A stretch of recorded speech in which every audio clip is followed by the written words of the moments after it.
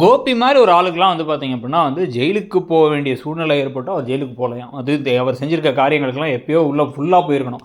இப்போ வந்து பார்த்தீங்க அப்படின்னா ஈஸ்வரியெல்லாம் தூக்கி வச்சாங்க. இவரை வந்து ஒரே நாளில் காலைல கொண்டு போயிட்டு சாயங்காலம் அனுப்பிவிட்டாங்க. இப்போ வரைக்கும் அந்த கேஸை கண்டினியூவும் பண்ணல. கேஸை பாக்கியா வாபஸ் வாங்கிட்டாங்களா இல்லையாங்கிறது நம்மள்ட்ட சொல்லவும் இல்லை.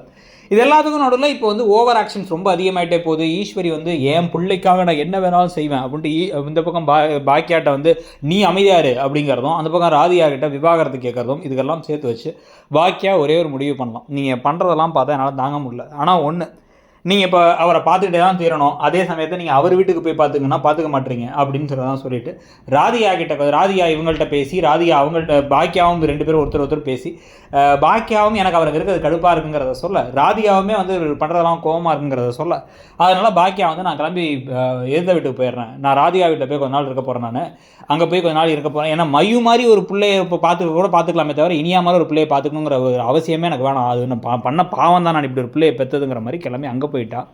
அது வந்து வீட்டில் பாக்கியா இல்லைங்கிறது இவங்களுக்குலாம் எவ்வளோ பெரிய அடியாக இருக்குங்கிறது ஒரு பக்கம். இன்னொரு பக்கம் வந்து பார்த்தீங்க அப்படின்னா வந்து என்னென்ன பிரச்சனைகள் அடுத்தடுத்து வரப்போகுது, குடும்பத்தில் வெறுமனே வந்து ஈஸ்வரி, கோபி, செழியன், இனியா மாதிரி சுயநலமான ஆட்கள் மட்டும் இருக்கும்போது என்னென்ன பிரச்சனைகள் வரப்போகுது. கூடவே வந்து ராதிகாவும் கொஞ்சம் கொஞ்சமாக பாக்கியா கூட இருந்து பாக்கியாவோட மனசை புரிஞ்சுக்கிட்டு இந்த கோபிநாத் விவாகரத்து பண்ணிடலாம் அப்படின்னு முடிவு பண்ணி, பாக்கியாவும் சேர்த்துக்க மாட்டேன்னு முடிவு பண்ணி கோபியை நடுத்தருவில் விட்டால் கரெக்டாக இருக்கும். உங்களுக்கு என்ன தோணுதுங்கிறத சொல்லுங்கள். தேங்க்யூ.